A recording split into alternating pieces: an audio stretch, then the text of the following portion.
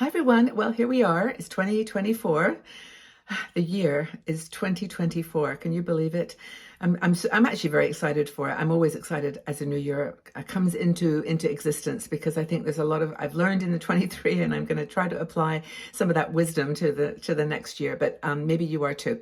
But I want to talk about trends for 24 and 2024 lifestyle trends in particular, things that are shaping the world for women over 60. Now, 2024 is a big number, and many of us are over 60, 70, 80 and older in our community now.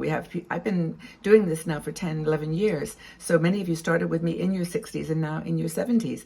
And so we're mature women who have seen a lot, experienced a lot, and we know we know a lot about ourselves. We are comfortable in our skins. But this is a year, I think, where older women are going to really shine.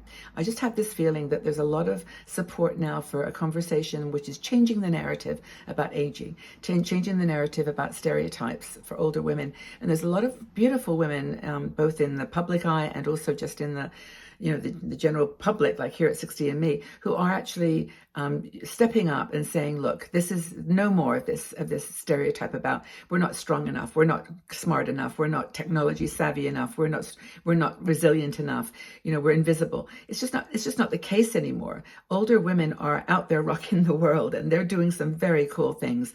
Just of course, think about the women that are in the public eye, like there's Cher, 77, just amazing artist, traveling around the world. Dolly Parton is 77. She's also up there on stage, still performing. It is their passion.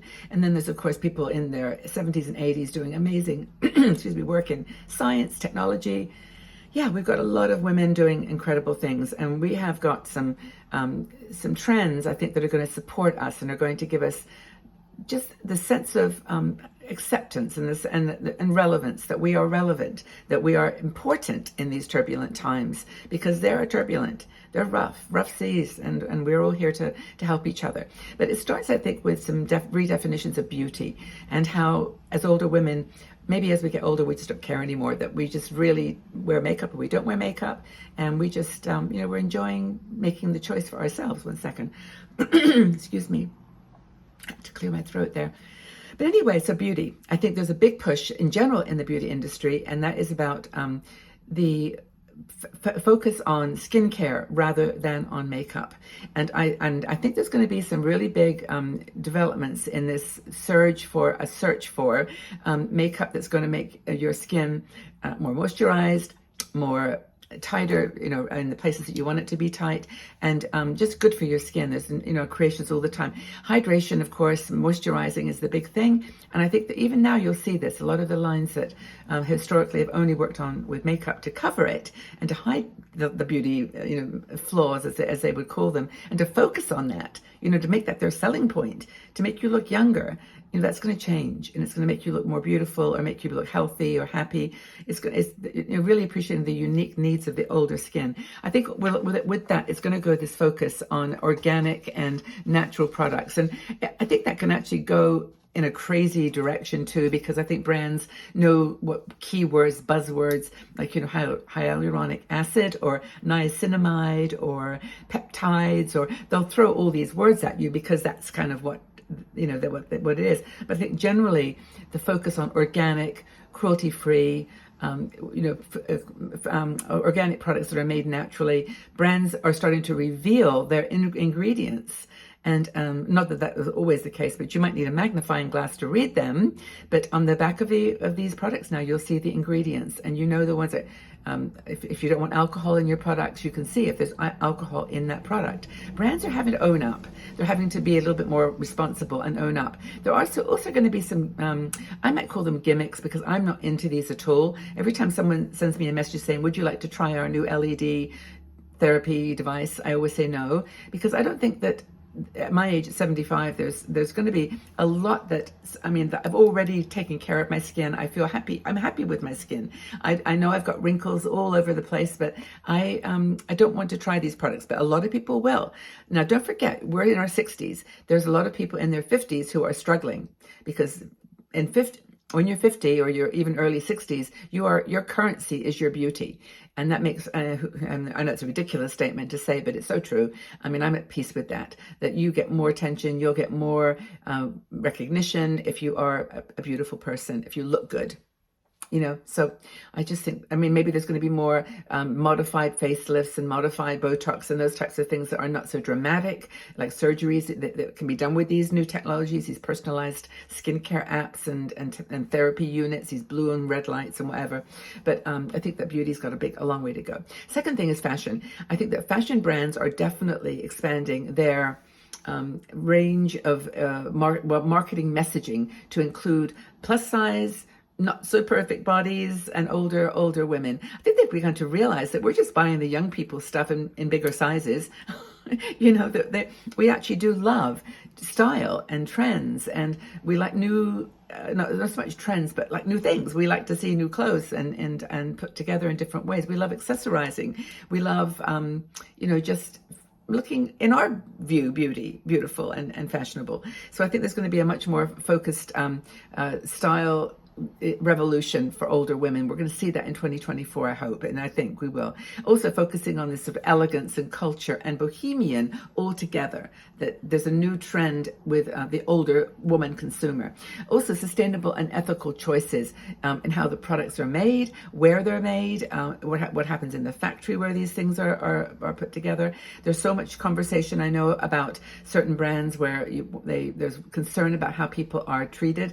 Whenever I hear this, though, in the workplace, whenever I hear this, I always remind people that child labor is legal in the United States in about half the states, and kids as young as 14 and 13 or 14, 15 are actually working in some of these places too. So it's a worldwide thing. It's not just one country or another, but I'm just, kind of trying to shed a light on this, the range of changes, and also hopefully the ethical decisions that people will make when they're, will make when they're buying, and that will push the brands to do the right thing. Sustainable and ethical choices. Home decor. I think home decor is going through a bit of a shift too. And, my room is so small that I don't get a chance to really change my decor because I'm minimalist. Well, to look at it, it's not so minimalist because I don't have a lot of space. But minimalist design has always been my thing. Color palette, very, very muted, and maybe one wall of bright color. But this is all kind of changing now so that people can really do personalized decor, and it should, in my opinion, align with their personal style, so that you have this unity between everything.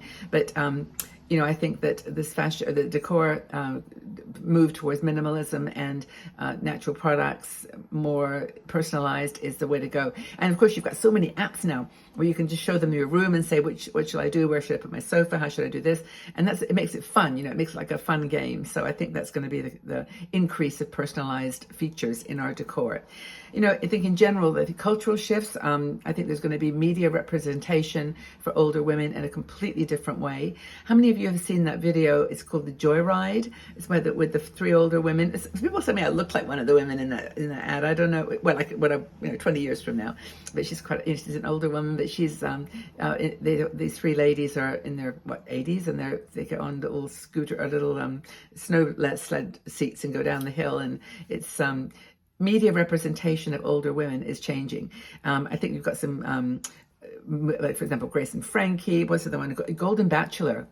Okay, I didn't watch that. I don't get it here, but I roll my eyes a bit because it sounded like it got a lot of silliness about it, as well as interesting drama. And I think the women actually came out ahead in terms of, getting a good rap. I mean, I think they helped each other. They were supportive, apparently, and they were like real people, like real women. And I think that if anything, that show did more to support the older woman over 70 than maybe the guy. But he's got his wife to be, so I think all is well, hopefully. But I hope it works out for them. But anyway, I think there's more films and representation, and also changing perceptions. I mentioned Cher, Helen Mirren, Judi Dench, Diana Nyad. She's the swimmer. Christine Lagarde, who the European Commission. and I mentioned Dolly Parton. These are all women who are taking a stand for us, and they're actually helping the world to see that older women, not just over 60 now, but over 70, are a force to be reckoned with, and that we are out in the world. We're traveling. There's wellness trends that are coming in the new year around retreats and personal, what's the word, like sort of self-help and self. Pampering, that this is where the travel's going now, to be places where you have fun and where you are immersed in cultural experiences, which is what older women love. It's all changing. And 2024 hopefully is going to be like a new doorway opening to these new things, to these new trends, cultural, technology, health, wellness, well-being, psychology, social representation, stereotypes. Let's knock them down. Honestly, I'm done with it. I'm done with these stereotypes. We're not there. We're something else. And even if you're challenging with your mobility or other issues, you can still do a lot to reset people's minds about your purpose and your value in this world. And I'm here to help. So is 60 and me. Always. So take care of yourselves. Stay strong in 24. We're by your side. We're walking it together. We're on this road. And hopefully we'll get a chance to connect more closely. If you join our Patreon supporters group, that would be awesome. Sign up for this channel on YouTube if you can. Join us on Instagram, Facebook. We're on TikTok even, just to influence the younger generation. That's my mission there. But we're here for you. So take good care of yourselves. Have a great beginning of the year. Hope all goes well, and keep in touch on our channels. We love you, respect you, and take care. Bye for now.